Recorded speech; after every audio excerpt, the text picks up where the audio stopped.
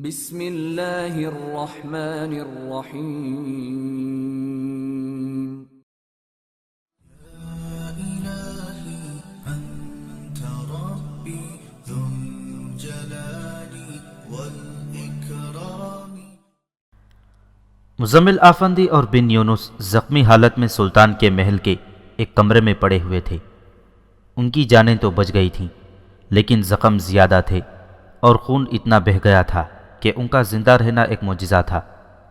گو خطرہ ٹل گیا تھا، لیکن ابھی تک دونوں بستر سے اٹھنے کے قابل نہیں ہوئے تھے۔ اچانک شیمونہ بڑی ہی تیزی سے دوڑتی ہوئی ان کے کمرے میں داخل ہوئی۔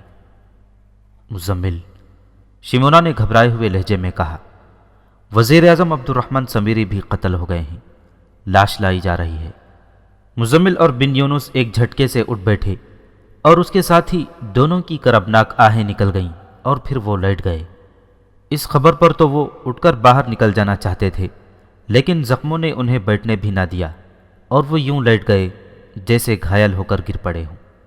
ان دونوں نے شیمونہ سے پوچھنا شروع کر دیا کہ سمیری کہاں قتل ہوا ہے، کس طرح قتل ہوا ہے، کس نے قتل کیا۔ شیمونہ نے انہیں تفصیل سنائی۔ اب میں اس شہر میں نہیں رہوں گی، شیمونہ نے غصے اور جذبات کی شدت سے کانپتی ہوئی آواز میں کہا۔ میں قلعہ علمود جاؤں گی اور حسن بن صباح کو اپنے ہاتھوں قتل کروں گی۔ تم دونوں کو اب گھروں میں بیٹھی ہوئی عورتوں کی طرح رونا نہیں چاہیے۔ شیمونہ نے فیصلہ کن لہجے میں کہا، اب ہمیں کچھ کرنا پڑے گا۔ سالار اوریزی ایک لشکر لے کر قلعہ وسم کوہ کا محاصرہ کرنے چلے گئے ہیں، لیکن میں کہتی ہوں کہ ایک قلعہ سر کر لینے سے کیا حاصل ہوگا؟ ہو سکتا ہے یہ قلعہ سر ہی نہ ہو سکے۔ پہلے ہمارے لشکر شکست کھا کر آ چکے ہیں۔ ہم سمیری کی شہادت پر آنسو نہیں بہا رہے شیمونہ، مزمل نے کہا، اپنی اس حالت پر رو رہے ہیں کہ جب ہمیں میدان میں ہونا چاہیے تھا ہم یہاں اس قابل بھی نہیں کہ اپنا وزن بھی سہار سکیں، اور تم اتنی زیادہ جذباتی نہ ہو جاؤ کہ عقل سے کام لینا بھی چھوڑ دو۔ کیا میں نے تمہارے ساتھ عہد نہیں کر رکھا کہ ہم نے حسن بن صباح کو قتل کرنا ہے؟ ہمیں اتنا سا ٹھیک ہونے دو کہ چل پھر سکیں۔ بن یونس نے کہا، حسن بن صباح ہمارے ہاتھوں مرے گا۔ شیمونہ ان کے پاس بیٹھ گئی اور وہ بہت دیر یہی منصوبے بناتے رہے کہ حسن بن صباح کو کس طرح قتل کیا جا سکتا ہے۔ تم دونوں نے دیکھ لیا ہے، شیمونہ نے کہا، باطنی اور حسن بن صباح کے فدائی زمین کے اوپر نہیں، زمین کے نیچے ملتے ہیں۔ وہ میدان میں لڑنے والے لوگ نہیں، بلکہ دوسروں کو میدان میں لا کر ایک دوسرے سے لڑا سکتے ہیں، اور انہوں نے یہ کام کر کے بھی دکھا دیا۔ میں حسن بن صباح کے پاس رہی ہوں، مزمل بھی ان کے ہاں رہ چکا ہے، لیکن جو میں جانتی ہوں وہ مزمل تم بھی نہیں جانتے۔ ہمیں زمین کے نیچے نیچے سے حسن بن صباح تک پہنچنا ہے۔ یہ باتیں تھیں، ان باتوں میں ایک عزم تھا، ایک عہد تھا، اور یہ ان کا ایمان تھا۔ لیکن اس وقت حقیقت یہ تھی کہ حسن بن صباح کا فرقہ آکاش بیل کی طرح پھیلتا ہی چلا جا رہا تھا، اور یوں لگتا تھا جیسے اسلام کا ہرا بھرا شجر سوکھ جائے گا اور اس کی نشو و نما رک جائے گی۔ سلطان کے محل کی سرگوشیاں بھی قلعہ علمود میں حسن بن صباح کو سنائی دیتی تھیں۔ حسن بن صباح کو جب یہ مصدقہ اطلاع ملی کہ سالار اوریزی اپنے لشکر کو قلعہ ملاز خان کے محاصرے کے لیے لے گیا ہے، اس وقت سالار اوریزی قلعہ وسم کوہ کو محاصرے میں لے چکا تھا۔ حسن بن صباح اس اطلاع پر ذرا سا بھی پریشان نہیں ہوا تھا۔ اس نے قلعہ ملاز خان کے دفاع کا انتظام پہلے ہی اتنا مضبوط کر دیا تھا کہ سالار اوریزی جتنا لشکر اپنے ساتھ لے گیا تھا اس سے دگنا لشکر بھی قلعہ ملاز خان کو فتح نہیں کر سکتا تھا۔ اس نے وہاں اپنے 1000 جانباز بھیج دیے تھے۔ اس کے علاوہ اس نے قلعہ ملاز خان سے کچھ دور 2-3 جگہوں پر گھات کا بندوبست بھی کر دیا تھا۔ سالار اوریزی کو توقع تھی کہ وہ قلعہ وسم کوہ کو بڑی آسانی سے لے لے گا، لیکن اس نے جب محاصرہ کیا تو قلعے کی دیواروں پر ہزاروں انسانوں کا ہجوم نظر آنے لگا۔ اس ہجوم نے تیروں کا مہ برسا دیا۔ سالار اوریزی اپنے لشکر کو پیچھے ہٹانے پر مجبور ہو گیا اور قلعہ توڑنے کے منصوبے سوچنے لگا۔ وہ اتنا جان گیا کہ یہ قلعہ آسانی سے نہیں لیا جا سکے گا اور محاصرہ طول کھینچے گا۔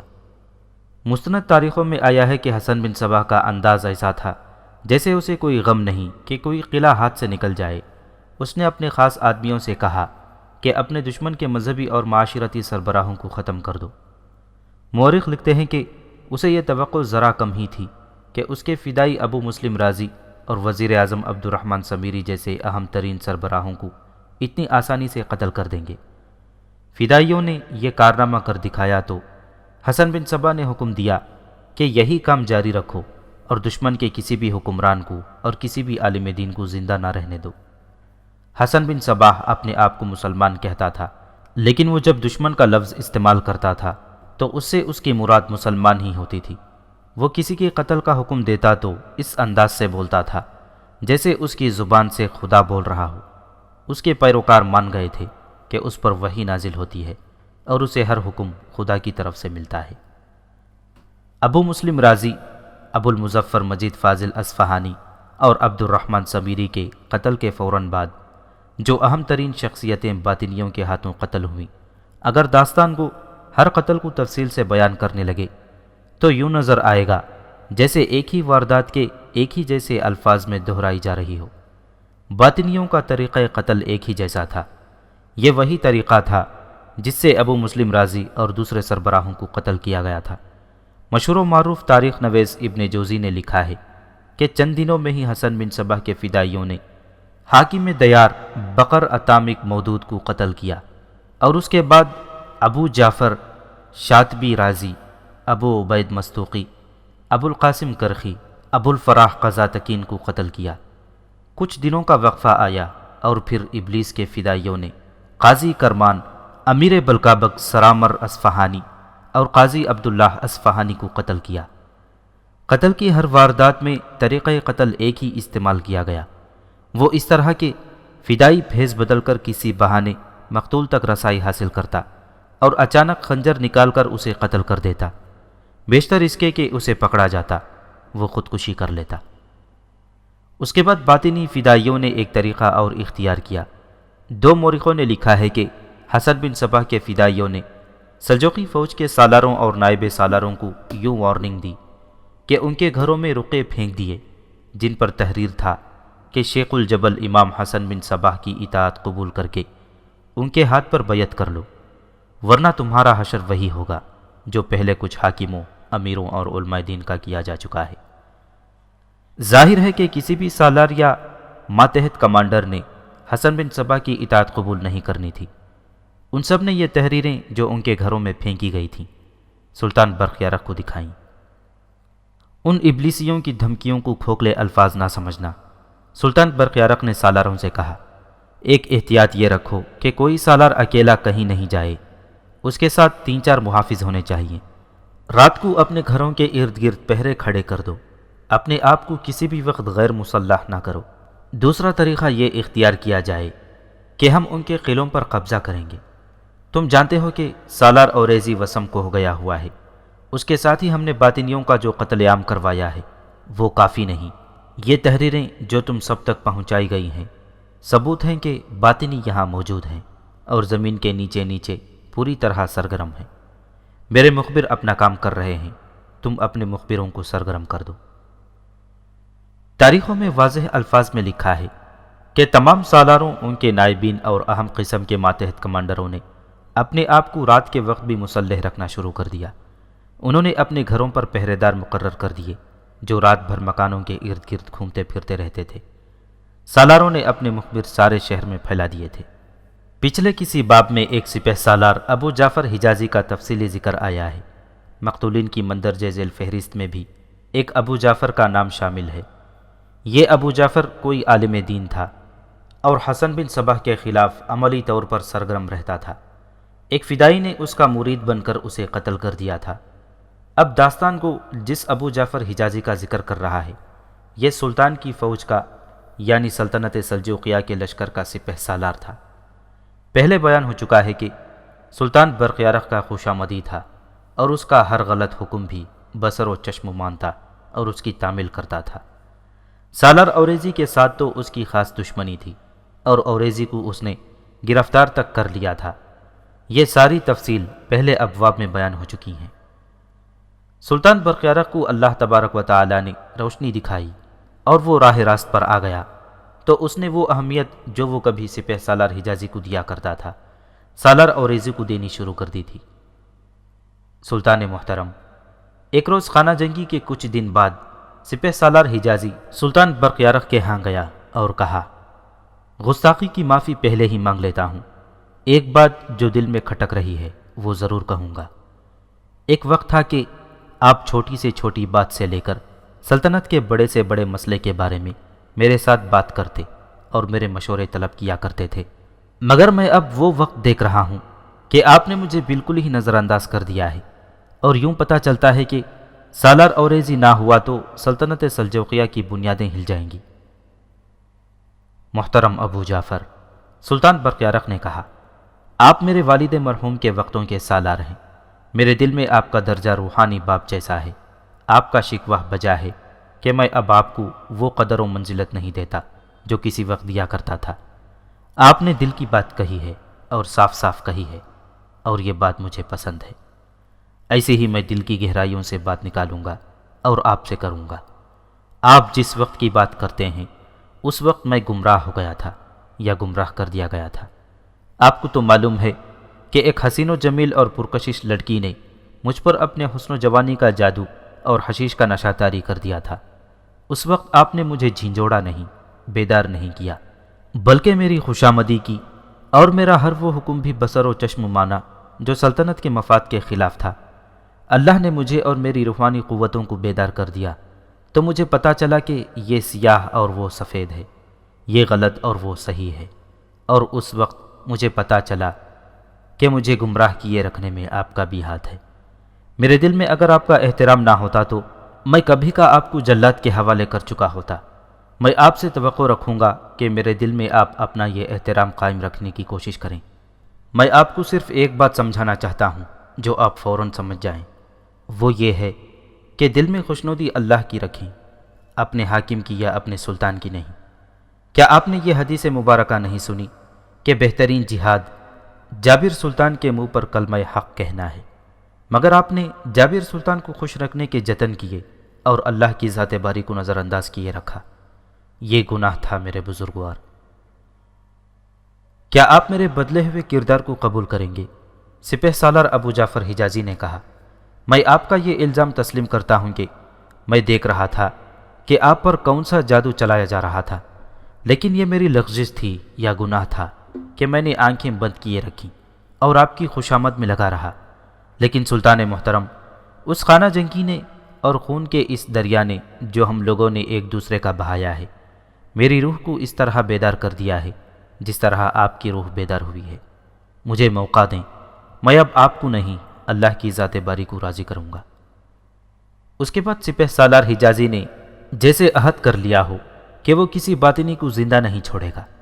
باطنیوں کا جو قتل عام کیا گیا تھا اس میں سپہ سالار حجازی کا خاصا ہاتھ تھا، اس میں قومی جذبہ پیدا ہو گیا تھا۔ ابو جعفر حجازی سپہ سالار تھا اور وہ جس مکان میں رہتا تھا وہ چھوٹا سا ایک محل تھا۔ وہاں 2-3 نوکر تھے، ایک ملازمہ تھی اور 2 یا 3 سائس تھے۔ حجازی نے بھی اپنی حفاظت کے انتظامات بڑے سخت کر دیے تھے اور رات کے وقت 2 چوکیدار اس کے مکان کے ارد گرد گشت کرتے رہتے تھے۔ اس نے فوج کی تربیت یافتہ مخبروں کو سارے شہر میں پھیلا رکھا تھا اور انہیں سختی سے کہہ رکھا تھا کہ زمین کے نیچے سے بھی باطنیوں کو نکال کر لاؤ اور میرے سامنے کھڑے کر دو۔ اس نے کئی ایک باطنیوں کو اپنے سامنے قتل کروایا تھا، لیکن باطنی جو بچ گئے وہ زمین کے نیچے چلے گئے تھے۔ حجازی اب انہیں زمین کے نیچے سے نکالنے کے لیے سرگرم ہو گیا تھا۔ ایک روز اس کا ایک مخبر اس کے پاس آیا اور بتایا کہ اس کے سائسوں میں ایک سائس مشکوک ہے۔ اس مخبر کو 3 آدمیوں نے بتایا تھا کہ یہ سائس باطنی معلوم ہوتا ہے۔ ان آدمیوں نے اس کے متعلق کچھ اور باتیں بھی بتائی تھیں۔ وہاں یہ عالم تھا کہ زیادہ گہرائی سے تحقیقات کی ہی نہیں جاتی تھی۔ بہت سے آدمی تو محض شک میں مسلمانوں کے ہاتھوں مارے گئے تھے۔ سپہ سالار حجازی نے اپنے اس مخبر سے کہا کہ وہ اس سائز کے متعلق کچھ اور شہادت حاصل کرنے کی کوشش کرے۔ اس کے ساتھ ہی حجازی نے اپنے ذاتی استبل کے 2 سائسوں کو بلا کر کہا کہ وہ اس سائز پر نظر رکھیں اور دیکھیں کہ وہ جب گھر جاتا ہے تو اس کے گھر کے اندر کیا ہوتا ہے۔ اس کا مطلب یہ تھا کہ یہ بھی معلوم کیا جائے کہ اس کے گھر کا ماحول کیسا ہے، کہیں ایسا تو نہیں کہ اس کا سارا کنبہ باطنی ہو۔ یہ سائز حجازی کا ذاتی سائز تھا۔ اس کے استبل میں 6-7 گھوڑے تھے، جن میں ایک گھوڑا اسے بہت ہی پسند تھا اور وہ عموماً اس پر ہی سواری کیا کرتا تھا۔ وہ سائس اس گھوڑے پر مقرر تھا اور اس پر حجازی کو پورا بھروسہ تھا۔ وہ تجربے کار سائس تھا۔ اس سائس کا باطنی ہونا کوئی عجوبہ نہیں تھا۔ وہاں تو کوئی بھی شخص باطنی ہو سکتا تھا۔ حسن بن صباح کا طلسم دور دور تک اور کونوں خدروں تک بھی پہنچ گیا تھا۔ حجازی استبل میں اتنا زیادہ نہیں جایا کرتا تھا، کبھی کبھی جا نکلتا اور گھوڑوں کو دیکھ کر واپس آ جاتا تھا۔ اس نے اپنی حفاظت کا اتنا سخت انتظام کر رکھا تھا کہ وہ استبل تک جاتا تو بھی اس کے ساتھ 2 محافظ ہوتے تھے۔ باہر نکلتا تو کئی محافظ اس کے آگے پیچھے دائیں اور بائیں اس کے ساتھ چلتے تھے۔ کوئی اجنبی اس کے قریب نہیں آتا تھا۔ اسے قتل کرنا بظاہر ممکن نہیں نظر آتا تھا۔ ان حالات میں جب اسے یہ اطلاع دی گئی کہ اس کا ذاتی سائس باطنی ہے اور وہ کسی بھی وقت وار کر سکتا ہے تو وہ چوکس ہو گیا۔ اس نے اپنی حفاظت کے جو انتظامات کیے تھے ان میں ایک یہ بھی تھا کہ گھر کا کوئی ملازم اور سائس اپنے پاس کوئی ہتھیار نہیں رکھ سکتا، بلکہ چھوٹا سا ایک چاقو بھی رکھنے کی اجازت نہیں تھی۔ سائس جب صبح استبل میں آتے تھے تو پہنے ہوئے کپڑے اتار کر کام کرنے والے کپڑے پہن لیا کرتے تھے۔ ایک روز سپہ سالار حجازی تیار ہو کر باہر نکلا ہی تھا کہ ایک آدمی دوڑا آیا۔ وہ اس کے گھر کا ہی ایک خاص ملازم تھا، بلکہ معتمد خاص تھا۔ اس نے حجازی کو بتایا کہ اس کا ذاتی سائس آج پکڑا گیا ہے۔ بتایا یہ گیا کہ وہ اپنے کپڑے اتار کر الگ رکھ رہا تھا تو ایک سائس نے اس کے کپڑوں میں خنجر دیکھ لیا۔ محترم سپہ سالار، اس معتمد ملازم نے کہا، اسے ابھی پتہ نہیں چلنے دیا گیا کہ اس کا خنجر دیکھ لیا گیا ہے، آپ خود چل کر دیکھیں۔ سپہ سالار ابو جعفر حجازی اسی وقت ملازم کے ساتھ چل پڑا۔ استبل میں جا کر اس نے اپنے سائس کو بلایا اور اسے کہا کہ اپنا خنجر اس کے حوالے کر دے۔ خنجر؟ سائس نے حیرت زدگی کی کیفیت میں پوچھا۔ محترم سپہ سالار، کون سا خنجر؟ کیسا خنجر؟ وہ خنجر جو تم نے اپنے کپڑوں میں چھپا رکھا ہے، حجازی نے کہا۔ خود ہی وہ خنجر لے آؤ۔ میں آپ کا بڑا ہی پرانا خادم ہوں سپہ سالار، سائس نے کہا۔ آپ کا حکم یہ ہے کہ کوئی سائس یا دوسرا ملازم اپنے پاس کوئی ہتھیار نہیں رکھ سکتا۔ مجھے اپنے پاس خنجر رکھنے کی کیا ضرورت تھی؟ اگر آپ کو شک ہے تو میں آپ کو بتا دیتا ہوں کہ میرے کپڑے کہاں رکھے ہیں، خود چل کر دیکھ لیں۔ سپہ سالار حجازی اس کے ساتھ چل پڑا۔ سائس نے اپنے کپڑے اس کمرے میں رکھے ہوئے تھے جہاں باقی سائس اپنے کپڑے اتار کر رکھتے اور کام والے کپڑے پہنتے تھے۔ سائس نے اپنے کپڑوں کی طرف اشارہ کر کے کہا کہ وہ اس کے کپڑے پڑے ہیں، دیکھ لیجئے۔ حجازی خود گیا اور اس کے کپڑے اٹھائے تو ان میں سے ایک خنجر نکلا۔ حجازی نے خنجر نیام سے نکال کر دیکھا۔ اس نے حسن بن صباح کے فدائین کے خنجر دیکھے تھے۔ غالباً اس پر کوئی نشان ہوتا ہوگا جو حجازی نے دیکھ لیا۔ اس سے اسے یقین ہو گیا کہ اس کا سائس باطنی ہے اور آج وہ اسے قتل کرنے کے لیے خنجر لایا تھا۔ سائس نے چیخنا چلانا شروع کر دیا کہ یہ خنجر اس کا نہیں ہے، نہ وہ اسے اپنے ساتھ لایا تھا۔ اس نے یہ بھی کہا کہ کسی دشمن نے یہ خنجر اس کے کپڑوں میں رکھ دیا ہے۔ یہاں تمہارا کون دشمن ہو سکتا ہے؟ حجازی کے ایک محافظ نے اس سے پوچھا۔ کیا تم اپنا کوئی دشمن دکھا سکتے ہو؟ سائس نے اب رونا شروع کر دیا تھا اور وہ حجازی کے قدموں میں گر پڑا اور اس کے پیروں پر ماتھا رگڑنے لگا۔ وہ رو رو کر کہتا تھا کہ یہ خنجر اس کا نہیں، لیکن حجازی اسے بخشنے پر آمادہ نظر نہیں آتا تھا۔ حجازی نے خنجر اپنے ایک محافظ کو دیا اور اشارہ کیا۔ محافظ اشارہ سمجھ گیا۔ وہ سائس کی طرف بڑھا۔ سائس کے چہرے پر خوف و ہراس کے تاثرات نمودار ہوئے اور اس کی آنکھیں اور زیادہ کھل گئیں۔ محافظ نے 2-3 قدم تیزی سے اٹھائے اور یکے بعد دیگرے سائس کے سینے میں خنجر کے 2 وار کر دیے۔ سائس گرا اور ذرا سی دیر بعد اس کی آنکھیں پتھرا گئیں۔ حجازی نے کہا کہ اس کی لاش شہر سے دور جنگل میں پھینک دی جائے۔ 2 دن گزرے ہوں گے کہ سپہ سالار حجازی کو اطلاع دی گئی کہ ایک آدمی اسے ملنا چاہتا ہے اور کہتا ہے کہ وہ تجربے کار سائس ہے اور کچھ عرصہ فوج میں گھڑ سواری کی حیثیت سے ملازمت بھی کر چکا ہے۔ حجازی کو ایک سائس کی ضرورت تھی، اس لیے اس نے اس آدمی کو بلا لیا۔ محافظوں نے اس آدمی کی جامہ تلاشی اچھی طرح کی اور حجازی کے پاس لے گئے۔ حجازی نے اس سے پوچھا کہ وہ کتنا کچھ تجربہ رکھتا ہے۔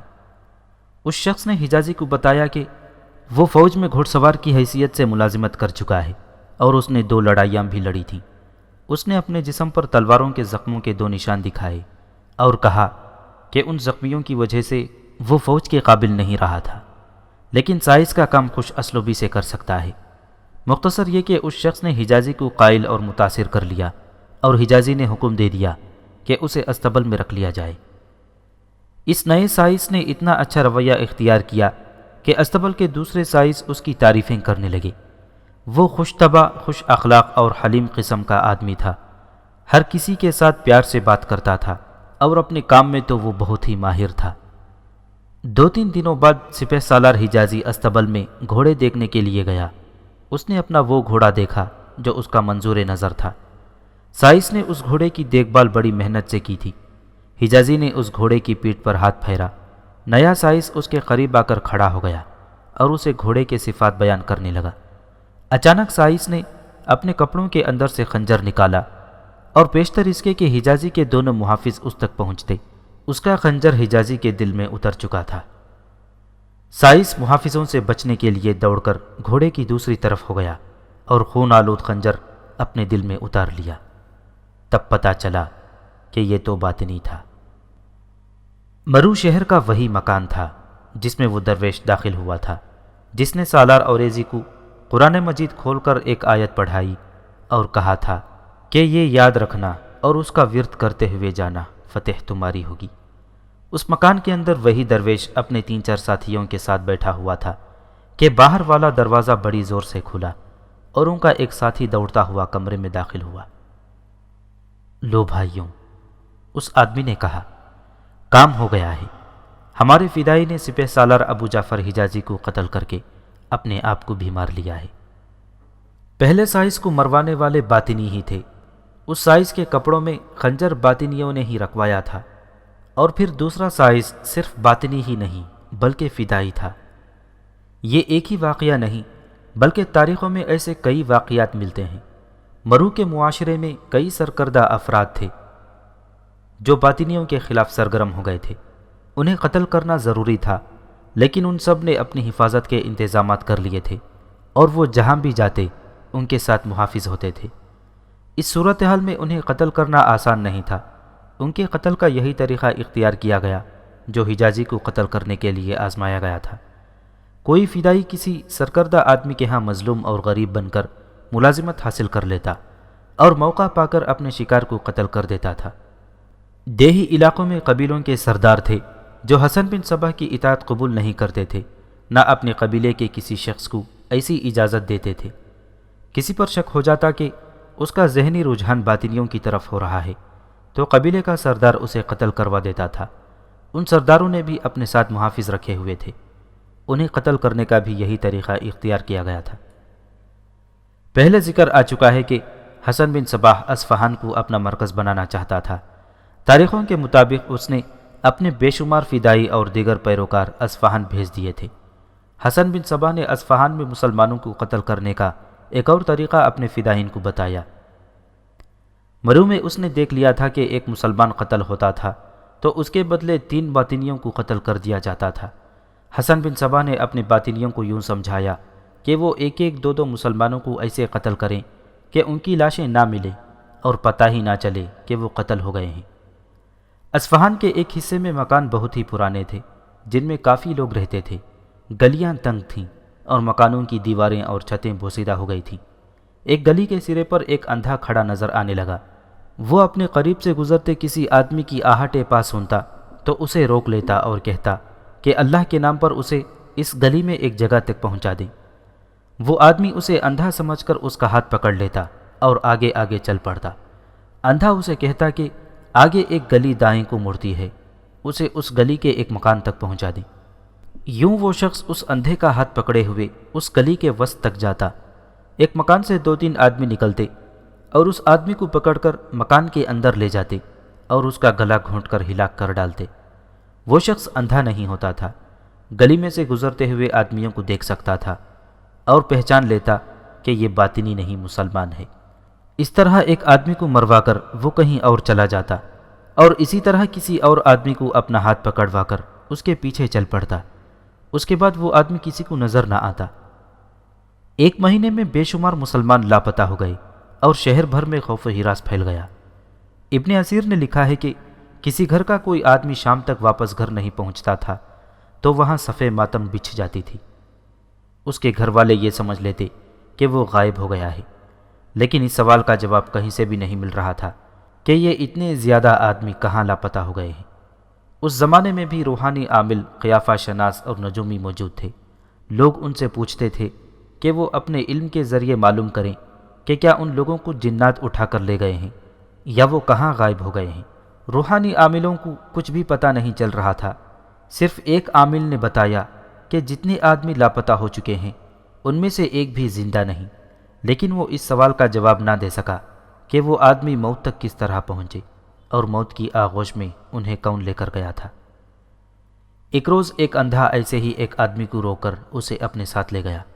یہ آدمی بھی اس کے دھوکے میں آ گیا تھا کہ یہ اندھا بیچارہ مجبور ہے، اس لیے اسے اس کے ٹھکانے تک پہنچانا کار ثواب ہے۔ اس کے بعد یہ آدمی کسی کو نظر نہیں آیا، لیکن ایک بات یوں ہوئی کہ ایک آدمی نے اسے اس اندھے کا ہاتھ پکڑے ہوئے ایک گلی کے اندر جاتے ہوئے دیکھا تھا۔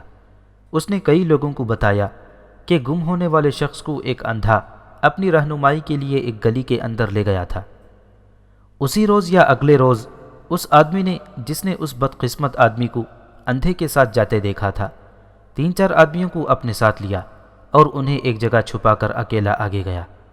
وہ اندھے کے قریب سے گزرا۔ اندھے نے اسے روک لیا اور کہا کہ وہ اس گلی میں جانا چاہتا ہے، لیکن وہ خود راستہ نہیں دیکھ سکتا، اللہ کے نام پر اسے اس کے گھر تک پہنچا دیا جائے۔ اس شخص نے اس کا بازو پکڑ لیا اور گلی میں داخل ہو گیا۔ اس کے ساتھ جو ساتھی پیچھے چھپے ہوئے تھے وہ دیکھ رہے تھے۔ جب اندھا اس آدمی کے ساتھ گلی کے اندر چلا گیا تو یہ سب آدمی اس گلی تک آ گئے اور گلی میں اس وقت داخل ہوئے جب اندھا اس آدمی کو یہ کہہ رہا تھا کہ دائیں طرف والی گلی میں جانا ہے۔ وہ شخص اسے اس گلی میں لے گیا۔ اس شخص کے ساتھی دبے پاؤں وہاں تک پہنچ گئے جہاں سے گلی دائیں کو مڑتی تھی۔ جب اندھا اس مکان تک پہنچا تو رک گیا۔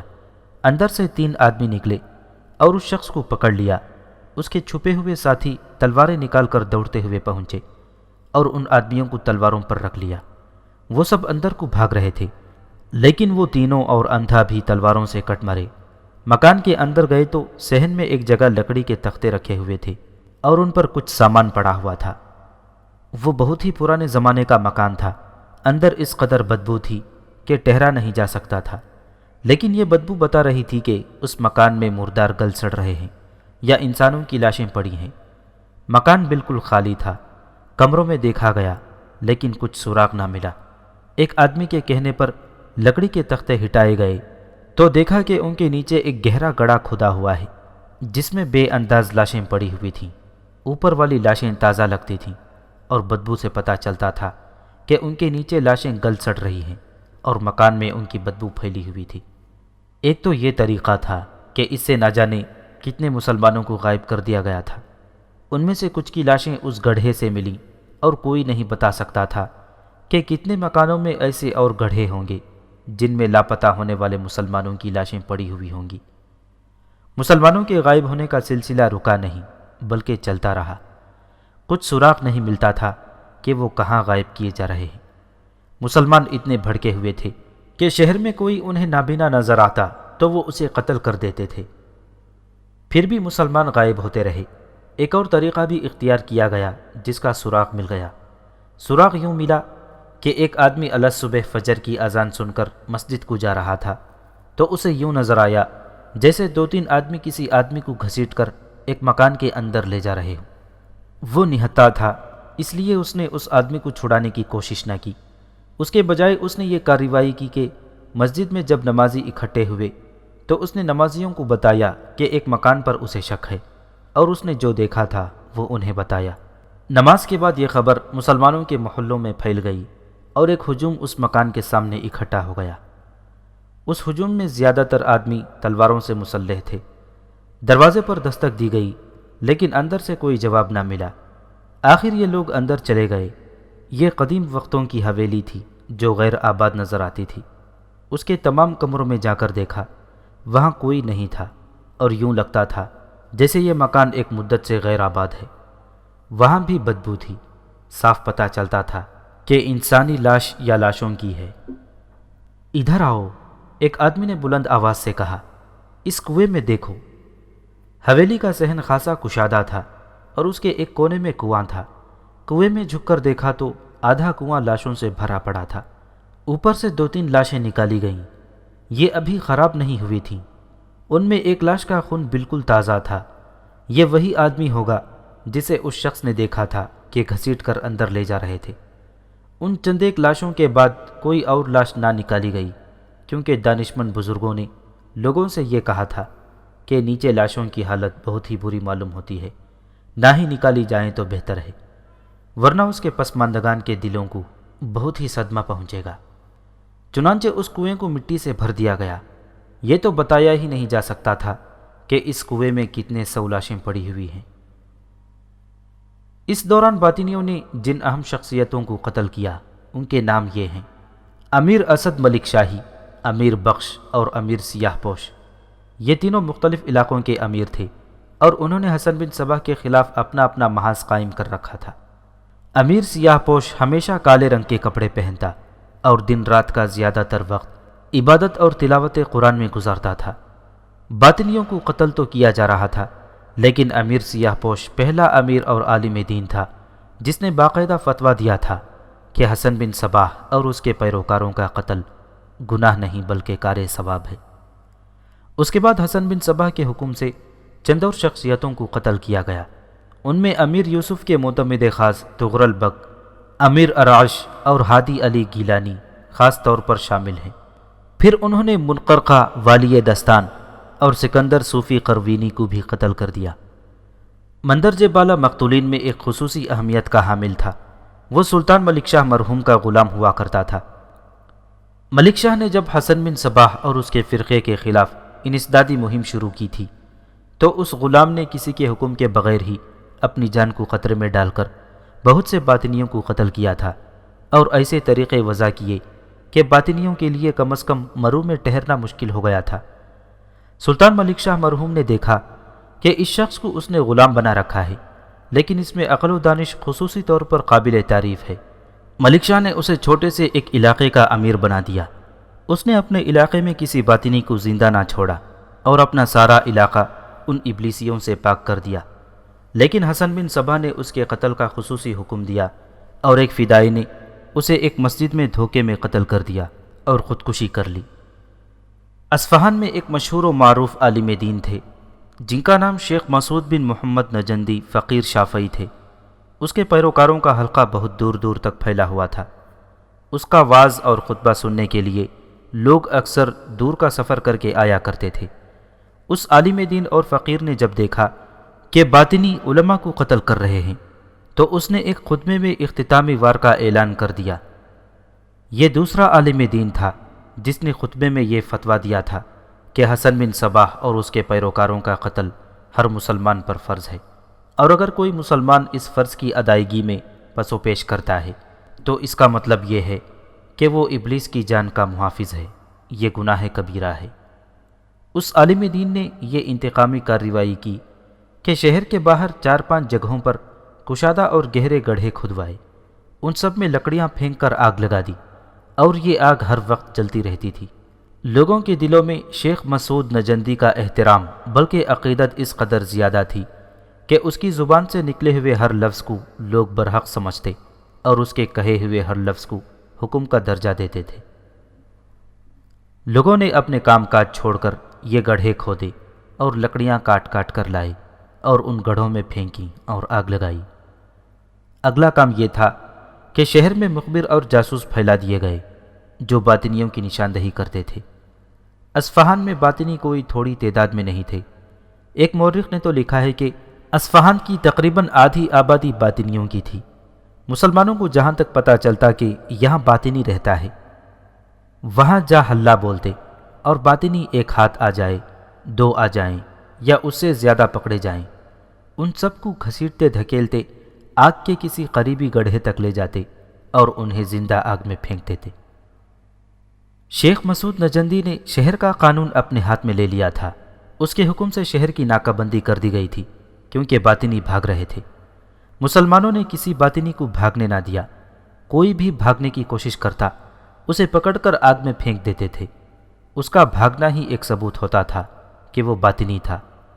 شیخ مسعود نجندی کو کوئی سرکاری حیثیت حاصل نہیں تھی، اس لیے اسے سرکاری طور پر محافظ نہیں دیے گئے تھے، لیکن مرید از خود ہی اس کے محافظ بن گئے تھے۔ مسجد میں جب وہ واز کر رہا ہوتا یا امامت، اس کے پیچھے 6-7 آدمی محافظ ہوتے تھے۔ حسن بن صباح نے جب دیکھا کہ اصفہان میں اس کے فرقے اور فدائیوں کا صفایا ہو رہا ہے تو اس نے حکم دیا کہ عراق کی طرف توجہ دی جائے اور عراق کی دارالخلافہ بغداد کو اپنا مرکز بنانے کی پوری کوشش کی جائے۔ اس حکم میں یہ خاص طور پر شامل تھا کہ وہاں بھی سب سے پہلے علماء دین کو قتل کی جائے۔ بغداد میں بھی ایک مشہور عالم دین تھے جسے روحانی پیشوا کا درجہ حاصل تھا۔ اس کا نام امام شیخ الشافعیہ ابو الفرج رازی ردیانی تھا۔ اسے صاحب البحر کا خطاب دیا گیا تھا۔ وہ اپنے نام کے ساتھ صاحب البحر لکھنے کے بجائے اہل سنت لکھا کرتا تھا۔ اسے شہرت اور مقبولیت میں شیخ مسعود بن محمد نجندی سے زیادہ اونچی حیثیت حاصل تھی۔ اس کی مریدی اور عقیدت مندی کا حلقہ بھی بہت ہی وسیع تھا۔ اصفہان کی طرح عراق میں بھی مسلمان اس طرح قتل ہونے لگے کہ قاتل کا سراغ نہیں ملتا تھا، نہ قتل کی وجہ معلوم ہوتی تھی۔ یہ قتل عام نہیں تھا، بلکہ اکا دکا مسلمان قتل ہو جایا کرتے یا لاپتہ ہو جاتے تھے۔ یہ خبریں بغداد تک پہنچیں تو فوج کے کچھ دستوں کو مختلف علاقوں میں بھیج دیا گیا اور اس کے ساتھ ہی سرکاری مخبروں اور جاسوسوں کو حکم دیا کہ وہ قتل کی ان وارداتوں کا سراغ لگائیں۔ اصفہان میں باطنیوں نے جو خون خرابہ کیا تھا اس کی خبریں بغداد میں بھی پہنچی تھیں۔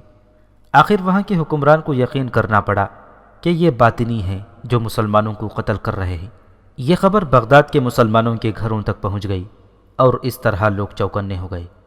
امام شیخ الشافعیہ نے جامع مسجد میں اپنے ایک خطبے میں لوگوں سے کہا کہ صرف چوکس اور چوکنا ہو جانا کافی نہیں، ان باطنیوں کا سراغ لگاؤ اور جہاں کہیں کوئی باطنی نظر آتا ہے اسے کسی حکم کے بغیر اور قانون سے ڈرے بغیر قتل کر دو۔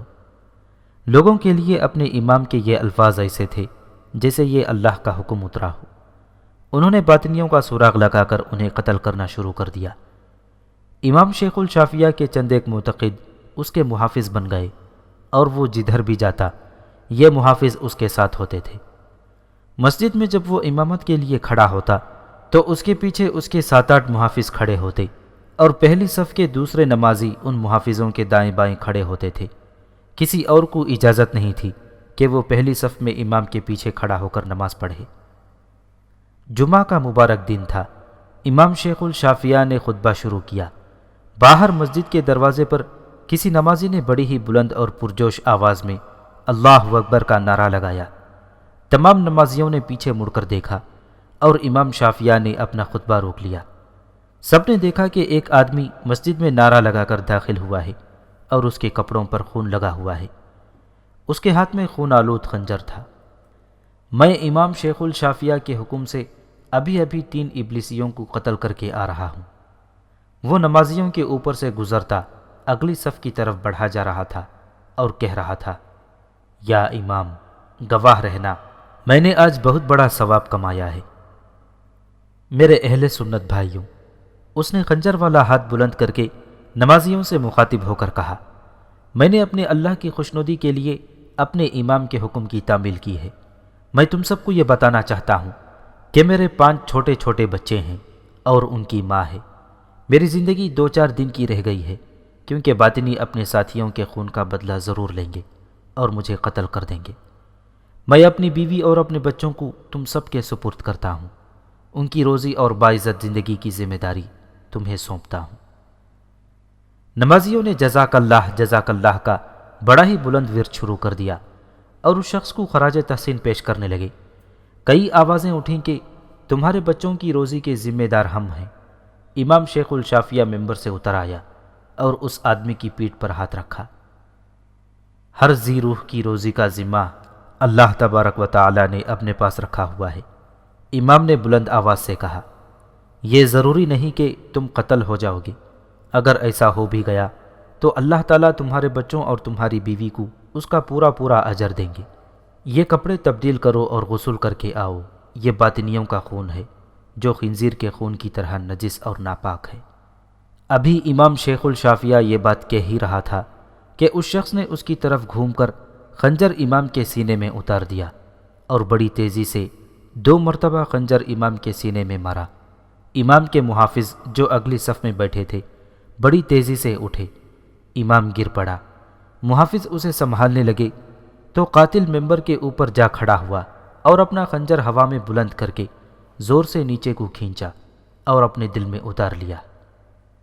یا امام شیخ الجبل، اس نے خنجر اپنے سینے سے نکال کر کہا، تیرے حکم کی تعمیل کر کے تیری جنت سے اللہ کی جنت میں جا رہا ہوں۔ اس نے ایک بار پھر خنجر اپنے سینے میں دل کے مقام پر مارا، پھر خنجر وہیں رہنے دیا اور ہاتھ آسمان کی طرف کر دیے۔ وہ ممبر سے گرا اور فرش پر آ پڑا۔ امام شیخ الشافیہ مر چکا تھا کیونکہ خنجر اس کے دل میں اتر گیا تھا۔ محافظوں نے خنجروں اور تلواروں سے قاتل کے جسم کا قیمہ کر دیا، لیکن وہ اپنا کام کر چکا تھا۔ اس کے کپڑوں پر اور خنجر پر کسی انسان کا خون نہیں تھا، بلکہ یہ گہرا لال رنگ تھا۔ اس نے ایسا دھوکہ دیا تھا جسے کوئی بھی قبل از وقت سمجھ نہ سکا۔ اصفہان کے حاکم اور لوگ مطمئن ہو گئے تھے کہ انہوں نے اپنے شہر کو باطنیوں سے پاک کر دیا ہے، لیکن ایک روز وہاں کے ایک اور عالم دین قاضی ابو العلا سعید بن ابو محمد نشاپوری جامع مسجد میں امامت کرانے کے لیے گئے۔ وہ بھی جمعہ کا مبارک دن تھا اور قاضی ابو العلا خطبے کے لیے ممبر پر کھڑے ہوئے، بالکل ایسے ہی جیسے بغداد میں ہوا تھا۔ ایک آدمی نے مسجد میں داخل ہو کر نعرہ لگایا اور کہا کہ وہ 4 باطنیوں کو قتل کر کے آیا ہے۔ اس کے بھی کپڑوں پر خون تھا اور اس کے ہاتھ میں خون آلود خنجر تھا۔